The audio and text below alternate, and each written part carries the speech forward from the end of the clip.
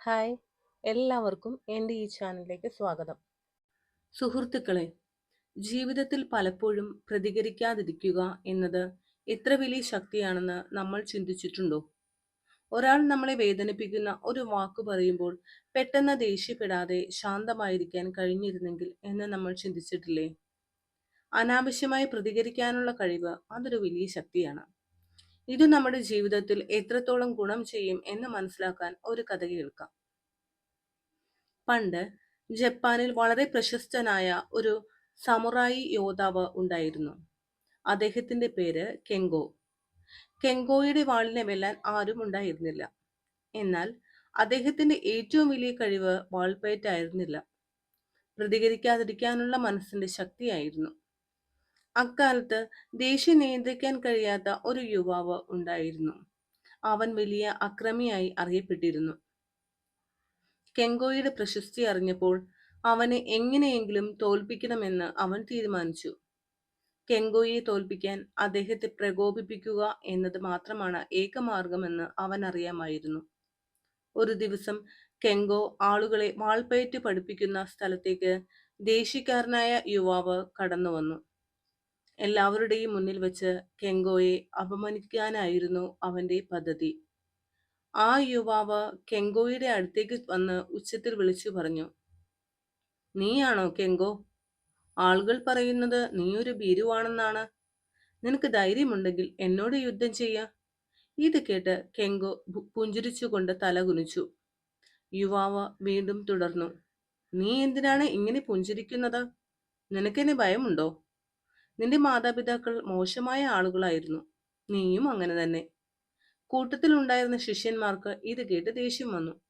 അവർ ആ യുവാവിനെ അടിക്കാൻ മുതിർന്നു. പക്ഷേ കെങ്കോ കൈ ഉയർത്തി അവരെ തടഞ്ഞു.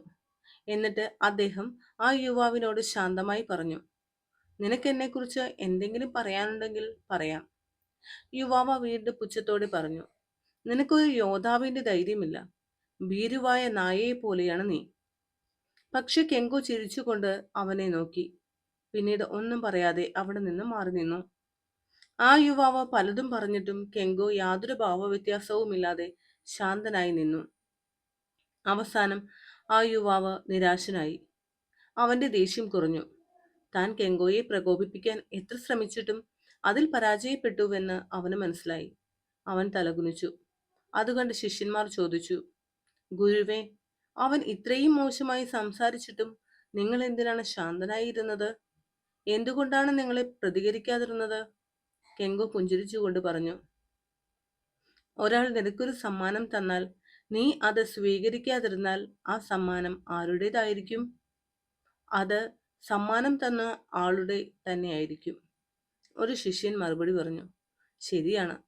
കെങ്കോ തുടർന്നു, ദേഷ്യം, അപമാനം, വെറുപ്പ് ഇതെല്ലാം ഓരോ സമ്മാനങ്ങളാണ്. ഒരാൾ നിനക്ക് ഈ സമ്മാനങ്ങൾ നൽകുമ്പോൾ നീ അത് സ്വീകരിക്കാതിരുന്നാൽ ആ ദേഷ്യവും അപമാനവും ആരുടേതായിരിക്കും? അത് കൊടുത്ത ആളുടെ തന്നെയായിരിക്കും. ശിഷ്യന്മാർ ഏകസ്വരത്തിൽ പറഞ്ഞു, അതുതന്നെയാണ് ഞാനും ചെയ്തത് എന്ന് കെങ്കോ പറഞ്ഞു. ആ യുവാവിന്റെ ദേഷ്യവും വെറുപ്പും എനിക്ക് നേരെ എറിഞ്ഞപ്പോൾ ഞാനത് സ്വീകരിച്ചില്ല. അത് കാരണം ആ ദേഷ്യം അവന്റേതായി തന്നെ നിലനിന്നു. പ്രതികരിക്കാതിരിക്കാനുള്ള കഴിവ് ഒരു വലിയ വാളിനേക്കാൾ ശക്തിയുള്ളതാണ്. കഥ കേട്ടപ്പോൾ നിങ്ങൾക്ക് കാര്യം മനസ്സിലായി കാണുമല്ലോ. ഒരാൾ ദേഷ്യപ്പെട്ടാൽ അതിനോട് പ്രതികരിക്കാതിരിക്കുക. പ്രതികരിക്കാതെ ഇരുന്നാൽ ആ ദേഷ്യം അവരുടേതായി തന്നെ നിൽക്കും. ഓർക്കുക, പ്രതികരിക്കാതിരിക്കുന്നതാണ് ഏറ്റവും വലിയ പ്രതികരണം.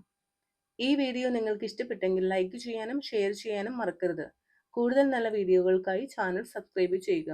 നന്ദി.